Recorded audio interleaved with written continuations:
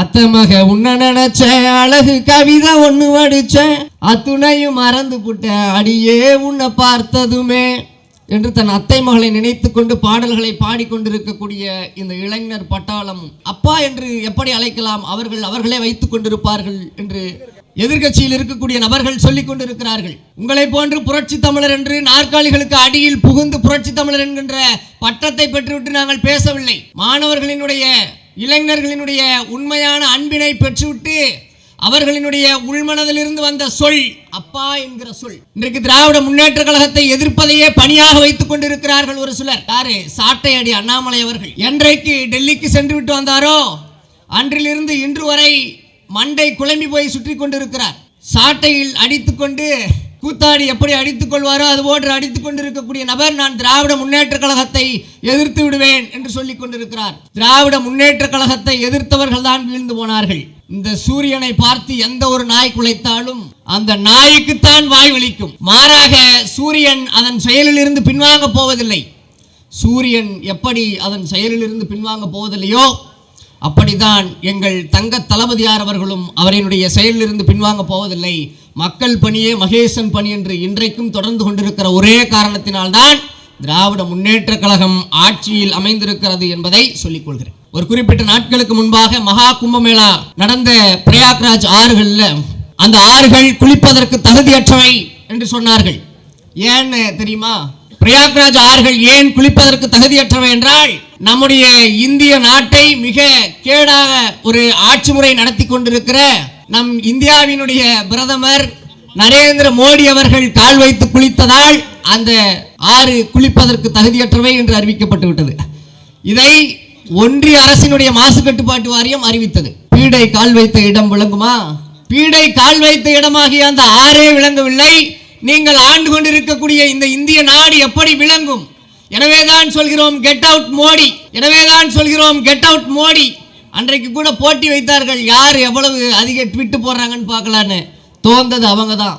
வெற்றியாளர்கள் திராவிட முன்னேற்ற கழகத்தை சார்ந்தவர்களும் திராவிட உடன்பிறப்புகளும் தான் என்பதை இந்த மேடையிலே நான் சொல்லிக் கொள்கிறேன். உங்களை போன்ற எத்துணை சங்கிகளை வந்தாலும் ஒற்றை செங்கல்லால் விரட்டி அடிப்பதற்காக எங்கள் அண்ணன் உதயநிதி அவர்கள் காத்துக் கொண்டிருக்கிறார்கள். நீங்கள் எத்துணை சனாதனவாதிகள் வேண்டுமானாலும் இங்கே வாருங்கள், விரட்டி அடிப்பதற்காக நாங்கள் காத்துக் கொண்டிருக்கிறோம். தோசை இன்னைக்கு பெண்கள், நான் போற கூட்டத்தில் எல்லாத்திலையும் பெண்கள் அதிகமாக நிறைந்திருப்பார்கள். இன்றைக்கு பெண்கள் இல்லை, இருந்தாலும் பரவாயில்ல சொல்றேன். ஆண்களும் ஒரு சிலர் தோசை சுடுறாங்க, அவங்களுக்கு பயனுள்ளதா இருக்கும். தோசை சுடுறதுக்கு தோசை சரியா வரலைன்னா என்ன பண்ணுவோம்? ஆம்லெட்டை உடச்சு ஊற்றி அதுக்கப்புறம் மாவு ஊற்றினா வளவலன்னு தோசை வந்துடும். அப்படி இல்லைன்னா எண்ணெயை கொஞ்சம் சேர்த்து ஊற்றி மாவு ஊற்றினா தோசை வந்துடும். இனிமேட்டுக்கு தோசை வரலைன்னா அவ்வளோலாம் கஷ்டப்பட தேவையில்லை. புதுசாக ஒரு தோசை சட்டி ஒன்று இருக்கு. ஏடிஎம்கேவில் என் அன்பிற்கினிய அண்ணன் ஜெயக்குமார் அவர்கள் இருக்கிறார்கள். அவர்களினுடைய மண்டை சும்மா தான் இருக்கு, வேணும்னா தோசை ஊற்றிக்கலாம்.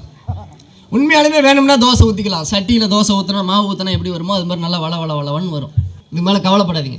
தோசை வரலைன்னா சத்தியமா ஆனியன் தேய்க்க வேண்டாம், ஆணி அடிச்சிருங்க. மாநில அரசு தலைமைச் செயலகத்துக்கு கூப்பிடுறாங்க, நம்முடைய தளபதியார் தலைமையில கூப்பிடுறாங்க. கூப்பிட்டு இந்த தொகுதி மறுசீரமைப்பு சார்ந்து ஒரு கலந்தாலோசனை கூட்டம் போடணும். அதை முடிச்சுட்டு எங்கள் அன்பு அண்ணன் ஜெயக்குமார் அவர்கள் வெளியே என்ன சொல்றாரு? திமுக இரட்டை வேடம் போடுகிறது என்று சொல்கிறார். உங்களை போன்று பிஜேபியோடு கள்ள கூட்டணியை வைத்துக் கொண்டு நாங்களா இரட்டை வேடம் போடுகிறோம்? உங்களை போன்று நாற்காலிகளுக்கு அடியில் புகுந்து நாங்களா இரட்டை வேடம் போடுகிறோம்? யாரை பார்த்து இரட்டை வேடம் போடுகிற திமுக என்று சொல்லுகிறீர்கள்? இந்த திமுக பணங்காட்டு நரி திராவிட முன்னேற்ற கழகத்தை எதிர்த்து பேசுகிற எவனாக இருந்தாலும் எதிர்த்து அடித்து நொறுக்குவோம் என்பதை இந்த மேடையின் மூலமாக தெரிவித்துக் கொள்கிறேன். இன்னும் எத்தனை ஆண்டு காலம் தான் நீங்கள் பேசிக்கொண்டே இருப்பீர்கள்? நாங்கள் கேட்டுக்கொண்டே இருப்போம். தாவேக மாநில 2ஆம் ஆண்டு துவக்க விழா, அந்த துவக்க விழா மாநாட்டில் தலைவர் நடுவில் உட்கார்ந்து இருக்கிறாரு. அந்த தலைவரோட இதை பார்த்துட்டு உட்கார்ந்து இருக்கிறத பார்த்துட்டு அந்த கட்சியினுடைய கொள்கை பரப்பு இணை செயலாளர் அண்ணன் லொயாலா மணி அவர்கள், எங்கள் தலைவர் அவர்களினுடைய நடையை பாருங்கள், எங்கள் தலைவர் அவர்களினுடைய பார்வையை பாருங்கள், எங்கள் தலைவர் நடந்தால் கம்பீரம், எங்கள் தலைவர் அவர்களினுடைய இடையை பாருங்கள் என்று சொல்லிக் கொண்டிருக்கிறார். தாவேக்க 2வது துவக்க விழாவில் பொதுக்கூட்டத்தில் உங்கள் தலைவரினுடைய இடையை பாருங்கள், உங்கள் தலைவனினுடைய பார்வையை பாருங்கள் என்று சொல்லிக் கொண்டிருக்கிறீர்கள். அதை கூட ஏற்றுக்கலாம். அவரினுடைய பார்வை இடை அசைவில் 2026 வெற்றி தெரிகிறதாம். இது எப்படி இருக்கு? உங்கள் தலைவரினுடைய இடையை பாருங்கள், நடையை பாருங்கள், உடையை பாருங்கள் என்று சொன்னால் நான் கேட்கிறேன், உங்க தலைவர் என்ன சிம்ரனா இல்ல உங்கள் தலைவர் என்ன ரம்பையா, ஊர்வசியா, இல்ல மியா கலிஃபாவான்னு கேட்கிறேன். உங்கள் தலைவரை அங்குலம் அங்குலமாக பார்த்து நாங்கள் ரசிப்பதற்கு. உண்மையாக கொள்கையை பேசுங்கள். உங்களுடைய கொள்கையை முடிந்தால் எடுத்து பேசுங்கள். எப்பொழுது மேடை போட்டாலும் திராவிட முன்னேற்ற கழகத்தை எதிர்த்து விடுவோம் என்று சொல்லிக்கொண்டே இருக்காதீர்கள். முடிந்தால் களத்திற்கு வாருங்கள். களத்திற்கு வந்தால் கூட எங்களை எதிர்ப்பதற்கு உங்களுக்கு தகுதி இல்லை என்பதை இந்த மேடையில் நான் சொல்லிக் கொள்கிறேன். ஒரு கொள்கை பரப்பு இணை செயலாளர் இப்படி இருக்காரு. அதுக்கு இந்த ரஜினி படத்துல பாட்ஷா படம்னு ஒன்று படம், அந்த படத்துல ஒரு பெண்ணு தான் ஆணுக்கு ஒரு பாட்டு பாடுவாங்க. நீ நடந்தாள் நடை அழகு அழகு, நீ சிரித்தாள் சிரிப்பழகு அழகு, நீ பேசும் தமிழ் அழகு அழகு, நீ ஒருவன் தான் அழகு அழகு என்று ஒரு பெண் ஆணை பார்த்து, ஒரு ஆணினுடைய அழகை பார்த்து பாடுகிற ஒரு பாடல். ஆனால் உங்கள் கட்சியினுடைய பொதுக்கூட்ட 2ஆம் ஆண்டு துவக்க விழாவில் ஒரு ஆணை பார்த்து ஆணே பாடுகிறாயே, அவனாடா நீன்னு கேட்க தோன்றுகிறதா இல்லையா? இது எப்படி இருக்கு? இப்படியெல்லாம் வைத்துக்கொண்டு நீங்கள் திராவிட முன்னேற்ற கழகத்தை ஒழித்து விடுவீர்களா? இந்த திராவிட முன்னேற்ற கழகத்தை யாராலும் ஒழிக்க முடியாது. அதை விட இந்த 84 இதை எல்லோரும் பார்த்திருப்பீர்கள் என்று நினைக்கிறேன். 84 அண்ணன் புஷி ஆனந்த் அவர்கள் கட்சி கொடியை தன் கக்கத்திலிருந்து வெத்தலவாக்கு பையை விரித்தது போல் விரித்து விட்டு அவரும் சொல்கிறார், நாங்கள் திராவிட முன்னேற்ற கழகத்தை எதிர்த்து விடுவோம் என்று. இதை யாராலும் ஒழிக்கவே முடியாது. அந்த சூரியன் எப்படி இங்கே ஒளி பிரகாசம் செய்து கொண்டிருக்கிறதோ, அந்த சூரியன் எப்படி மக்களிடத்திலே ஒளியை கொடுத்து விளைச்சலை கொடுத்து விவசாயிகளுக்கு முன்னுதாரணமாக விவசாயிகளை வாழ வைத்துக் கொண்டிருக்கிறதோ, அதை போல் இந்த சூரியன் ஒருபொழுதும் பின்வாங்காது. இந்த சூரியன் விவசாயிகளை வாழ வைக்கக்கூடிய, விவசாயிகளோடு ஒன்றிணையக்கூடிய கடவுளுக்கு நிகரான சூரியன், திராவிட முன்னேற்ற கழகம் சின்னமாக வைத்திருக்கக்கூடிய சூரியன் என்பதை இன்றைக்கு பேசக்கூடிய எதிர்க்கட்சிகள் எல்லோரும் புரிந்து கொள்ள வேண்டும். எங்களுடைய உரிமைகளை எத்தனை ஆண்டு காலம் பறித்துக் கொண்டே இருப்பீர்கள்? நான் உண்மையிலேயே சொல்லுகிறேன், என்னுடைய தாயாள் ஒரு தூய்மை பணியாளர். ஒரு தூய்மை பணியாளருடைய மகன் இன்றைக்கு சென்னை மாநில கல்லூரியிலே படிக்கிறேன் என்று சொன்னாள். அந்த வரலாற்றை படைத்தது திராவிட முன்னேற்ற கழகம் என்பதை இந்த மேடையில் நான் சொல்லிக் கொள்கிறேன். தூய்மை பணியாளருடைய மகனும் மாநில கல்லூரியில் படிக்கிறார். இன்றைக்கு யாரை எந்த இடத்தில் உட்காரக்கூடாது என்று சொன்னார்களோ அவர்கள் அந்த இடத்தில் உட்கார்ந்திருக்கிறார்கள். ஒரு தூய்மை பணியாளருடைய மகன் திராவிட முன்னேற்ற கழகத்தினுடைய பொதுக்கூட்ட மேடையில் என்று பேசுகிறான். அந்த வாய்ப்பை கொடுத்தது திராவிட முன்னேற்ற கழகம் என்பதை என்றைக்கும் மறந்துவிடக் கூடாது என்பதைத்தான் இந்த மேடையின் வாயிலாக சொல்கிறேன். ஓங்களிடை வந்து உயர்ந்தோர் தொலைவிலங்கி ஏங்குழி நீர் ஞானத்து இருளகற்றும் ஆங்கவற்றுள் முன்னேர் தனியாளி வெங்கதிர் ஒன்று ஏழையது தன்னேர் இல்லாத தமிழ். இந்த உலகத்திலேயே ஒளியை கொடுப்பது 2. மக்களினுடைய புற இருளை போக்கி அக இருளை போக்கி அவர்களை வாழ வைத்துக் கொண்டிருப்பது 2 தான், 2 ஒளிவட்டங்கள் தான் என்று தண்டி அலங்காரத்திலே ஒரு பாடல் சொல்லுகிறது. ஒன்று தமிழ், இன்னொன்று சூரியன். இந்த சூரியன் இருக்கும் வரை இந்த தமிழகத்து மக்களை ஒருவன் கூட தொட்டு பார்க்க முடியாது. திராவிட முன்னேற்ற கழகத்தினுடைய உடன்பிறப்புகள் இருக்கும் வரை ஒருவர் கூட இந்த தமிழகத்திலே உள்ளே நுழைந்து அவர்களுடைய ஆதிக்கத்தை செலுத்த முடியாது என்பதைத்தான் இந்த மேடையின் வாயிலாக நான் சொல்லிக் கொள்கிறேன். இன்றைக்கு உத்தரப்பிரதேச மாநிலத்திலே ஓடுகிற ரயிலில் டீ விற்பனை செய்கிற எந்த திராவிட தமிழனையாவது நீங்கள் பார்த்ததுண்டா? இன்றைக்கு மத்திய பிரதேசத்தில் போக்குவரத்து சிக்னல்ல கார் ஸ்டிக்கர் விற்பனை செய்கிற திராவிட தமிழனை கண்டதுண்டா? இன்றைக்கு ஜார்க்கண்ட் மாநில ரயில் நிலைய வாசல்ல கை குழந்தையோடு பொம்மை விற்பனை செய்கிற தமிழனை கண்டதுண்டா? கிடையாது. ஏனென்றால் தமிழர்கள் 90% மேலாக படித்து விட்டார்கள்.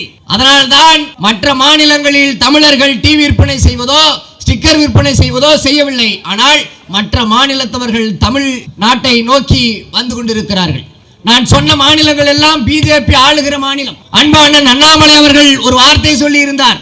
ஏன் இந்த அரசு ஹிந்தி படிப்பதை மாணவர்கள் படிப்பதை தடுக்கிறது என்று கேட்கிறார். நான் கேட்கின்றேன், இந்த தமிழகத்தில் கேந்திரிய வித்யாலய பள்ளிகள் 34 இருக்கிறது. இந்த 34 கேந்திரிய வித்யாலய பள்ளிகளில் ஏன் ஒரு பள்ளிகளில் கூட தமிழாசிரியர்கள் முறையாக நியமிக்கப்படவில்லை? ஏன் தமிழ் மொழி கட்டாய மொழியாக்கப்படவில்லை? நீங்கள் நடத்துகிற இந்த நடத்துகிற கேந்திரிய வித்யாலய பள்ளிகள்ல தமிழாசிரியர்கள் நியமிக்கப்படாமல் வெளியே நாடகம் ஆடிக்கொண்டிருக்கிறீர்கள். நான் படிக்கிற மாநில கல்லூரியில் கூட ஹிந்திக்கு என்று ஒரு துறை இருக்கிறது, சமஸ்கிருதத்திற்கு என்று ஒரு துறை இருக்கிறது. மற்ற மொழிகளுக்கெல்லாம் கூட வாய்ப்பு கொடுத்திருக்கிற ஒரு இயக்கம் இந்த திராவிட முன்னேற்ற கழகம். ஆனால் எங்கள் மீது நீங்கள் மொழியை திணிக்காதீர்கள். ஒரு மொழியை படிப்பதும் கற்பதும் எங்களினுடைய தனிப்பட்ட உரிமை. மத்திய கல்வி அமைச்சர் அண்ணன் தர்மேந்திர பிரதான் அவர்கள் என்ன சொல்றாங்கன்னா, நீங்கள் இந்த மும்மொழி கொள்கையை ஏற்றுக்கொண்டால் தான் உங்களுக்கான நிதியை ஒதுக்குவோம். எங்களிடத்தில் இருந்து பெறுகிற ₹1 பிச்சை பணத்தில் 29 பைசா மட்டும் எங்களுக்கு செலவு செய்தால் மீதி பணம் எங்கே செல்கிறது? அன்பு அக்கா நிர்மலா சீதாராமன் அவர்கள் வீட்டிற்கு செல்கிறதா என்று கேட்க தோன்றுகிறதா இல்லையா? எங்களுக்கென்று நாங்கள் செலுத்துகிற வரி பணத்தை தான் நாங்கள் உரிமையோடு கேட்கின்றோம். எங்களுக்கு மீண்டும் எங்களுடைய வரி பணத்தை கொடுங்கள் என்று. இப்படியெல்லாம் பல்வேறு முறையில் நீங்கள் எங்களிடத்தில் இருக்கக்கூடிய உரிமைகளை பறித்து விட்டால் நாங்கள் அடங்கி விடுவோமா? நீங்கள் இன்னும் எத்துணை அடக்குமுறையினை எங்கள் மீது திணித்தாலும் பல்வேறு அடக்குமுறைகளை கண்டு எழுந்த மக்கள் இந்த தமிழர்கள், இந்த திராவிட முன்னேற்ற கழகத்தை சார்ந்த உடன்பிறப்புகள், நீங்கள் செலுத்துகிற அந்த அடக்குமுறைகளுக்கு ஒருபொழுதும் அடிபணிய மாட்டோம் என்பதை இந்த நேரத்திலே நான் சொல்லிக் கொள்கிறேன். எங்களிடத்தில் இருக்கக்கூடிய தொகுதிகளை நீங்கள் பறித்துவிட்டு நீங்கள் ஆளுகிற அல்லது ஆளப்போகிற அந்த மாநிலங்களுக்கு மட்டும் கொடுத்தால் அங்கே எம்பி சீட்டை அதிகப்படுத்தி விடலாம் என்று நீங்கள் நினைத்துக் கொண்டிருக்கிறீர்கள். அதை அதிகப்படுத்துவதனால் என்ன? நீங்க பாட்டுக்கு அமைதியா போயிடலாம்ல என்று கேட்கலாம். அதை அதிகப்படுத்துவதன் மூலம் நம்மிடத்தில் இருக்கக்கூடிய உரிமைகளை பறித்து மற்ற மாநிலங்களுக்கு கொடுத்து, அதாவது அன்ன போஸ்டா ஜெயிப்பாங்கன்னு சொல்லுவாங்க இல்லையா, அது மாதிரி அன்ன போஸ்டா ஜெயிச்சிடலாம் அப்படின்ற ஒரு வரையறையை பிஜேபி அவர்கள் செய்து கொண்டிருக்கிறார்கள். இதை ஒருபொழுதும் தமிழ்நாடு ஏற்காது. மாநில உரிமைகள் என்பது எங்களினுடைய உரிமை, கல்வி உரிமை என்பது எங்களினுடைய உரிமை. நாங்கள் என்றைக்கும் அண்ணா வழியில் அயராது உழைப்போம். ஆதிக்கமற்ற சமுதாயத்தை அமைத்தே தீர்வோம். ஹிந்தி திணிப்பை என்றும் எதிர்ப்போம். வன்முறையை தவிர்த்து வறுமையை வெல்வோம். மாநிலத்தில் சுயாட்சி, மத்தியில் கூட்டாட்சி. இதை நன்றாக புரிந்து கொள்ள வேண்டும்.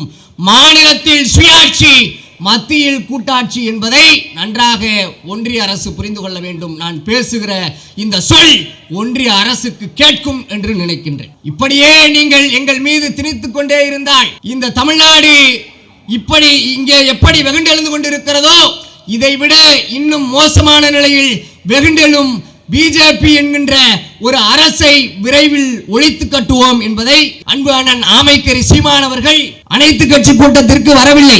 ஏன் போகல அப்படின்னு கேட்டா, ஆமைக்கறி கதையை சொல்லி ஊரை ஏமாத்தி திரள் நிதி பிச்சை எடுத்து பிழைப்பை நடத்துவதற்கே அவருக்கு நேரம் சரியா போயிருக்கும். அப்புறம் எங்கிருந்து அவர் வரப்போறாரு? ஒரு மாநிலத்தினுடைய உரிமை கூட்டத்திற்கு, அனைத்து கட்சி கூட்டத்திற்கு அழைக்கிறார்கள். நீதான் தமிழன், நாம் தமிழர், நாம் தமிழர், நாம் தமிழர் என்று சொல்லிக் கொண்டிருக்கிறாயல்ல. தமிழினத்தினுடைய உரிமைக்காக ஒரு கூட்டம் போடுறாங்க. அந்த கூட்டத்துக்கு போய் என்ன சொல்லணும் என்ன பண்ணணும்னு கூட பேச தெரியல. அப்புறம் நீ எங்க தமிழன்னு சொல்லிட்டு இருக்க? யாரை ஏமாற்றி கொண்டிருக்கிறாய்? இதுல வேற திராவிட முன்னேற்ற கழகத்தை ஒழித்து விடுவோம். இது என்ன காமெடியா இது? அவர் கூட நான் நினைக்கிறேன் அவர் ஏதாவது பாட்டு பாடிக்கிட்டு வீட்டிலே இருந்திருப்பாரு அப்படின்னு நான் நினைக்கிறேன். இப்படியெல்லாம் இருந்துகிட்டு நீங்கள் தமிழரினுடைய உரிமையை பேசுகிறீர்கள் என்றால் அதை நாங்கள் நம்பி விடுவோமா? இது தேவையற்ற ஒரு அரசியல். நான் தான் முதல்ல சொன்ன, சூரியனை பார்த்து எந்த ஒரு நாய் குலைத்தாலும் அந்த நாய்க்குத்தான் வாய் வலிக்கும். மாறாக சூரியன் அதன் செயலிலிருந்து ஒருபொழுதும் பின்வாங்க போவதில்லை என்பதை அண்ணன் சீமான் அவர்களும் கூட புரிந்து கொள்ள வேண்டும் என்பதை நான் சொல்லிக் கொள்கிறேன். இந்த நேரத்தில் அவர் பாட்டு பாடிட்டு இருப்பாரு கூப்பிட்ட நேரத்தில்.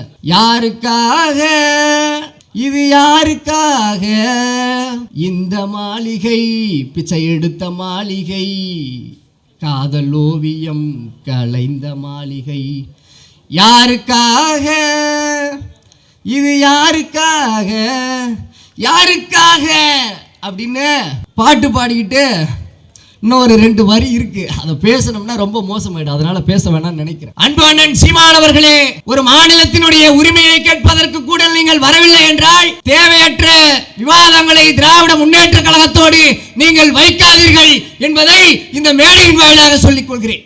உங்களை போன்ற எத்தனை சங்கிகள் வந்தாலும் இந்த மாநிலத்தினுடைய உரிமையை மீட்க, இந்த மாநிலத்தினுடைய உரிமையை பெற்றுக் கொடுக்க என்றைக்கும் உழைத்து கொண்டே இருக்கிற ஒரே இயக்கம் இந்த திராவிட முன்னேற்ற கழகம் தான் என்பதை உங்களிடத்திலே சொல்லி, நம்முடைய மாநிலத்தின் உரிமை என்பது நம் கையில் இருக்கிறது. நாம் எல்லாம் நம்முடைய மாநிலத்தினுடைய உரிமையை பெற்றே தீர்வோம். அதற்கு நம்முடைய தளபதியார் அவர்கள் நம்மை வழிநடத்தி நம்மிடத்திலே பெற்றுக் கொடுப்பார்கள் என்கிற நம்பிக்கையோடு வருகிற 2026 தேர்தலில் நாங்கள் வெற்றி பெற்று விடுவோம் என்று ஒரு சிலர் சொல்லிக் கொண்டிருக்கிறார்கள். அவர்களுக்கெல்லாம் வாய்ப்பே கிடையாது. 2026 மட்டுமல்ல, இன்னும் ஒரு நூற்றாண்டு காலத்திற்கு இந்த மண்ணில் திராவிட முன்னேற்ற கழகத்தை தவிர எவனாலும் ஆள முடியாது என்பதை சொல்லி, இந்தி திணிப்பை எங்கள் மீது திணித்துக் கொண்டிருக்கக்கூடிய ஒன்றிய அரசே, நீங்கள் புரிந்து கொள்ளுங்கள். நிதி பகிர்வில் பாரபட்சம் பாற்று எங்களிடத்திலிருந்து எடுக்கிற பிச்சையில் 29 ரூபாய், 1 ரூபாய் பணத்தில் 29 பைசாவை மட்டும் கொடுக்கிற ஒன்றிய அரசே, தொகுதி மறுசீரமைப்பில் அவர்களிடத்தில் இருக்கிற அதிகாரத்தை பிடுங்கிவிட்டால் அவர்கள் அடங்கி விடுவார்கள் என்று எண்ணிக்கொண்டிருக்கக்கூடிய ஒன்றிய அரசே, நீங்கள் புரிந்து கொள்ள வேண்டும். எங்கள் மீது நீங்கள் எத்துணை திணிப்புகளை திணித்தாலும் நாங்கள் எழுந்து கொண்டே இருப்போம். திராவிட முன்னேற்ற கழகம் என்பது என்றைக்கும் எழுச்சி பெற்ற இயக்கம். அதனால் எழுந்து கொண்டே இருக்கும். மக்கள் பணியில் என்றைக்கும் அயராது உழைப்போம் என்று சொல்லி வாய்ப்பளித்தமைக்கு நன்றி பாராட்டி விடைபெறுகிறேன். நன்றி.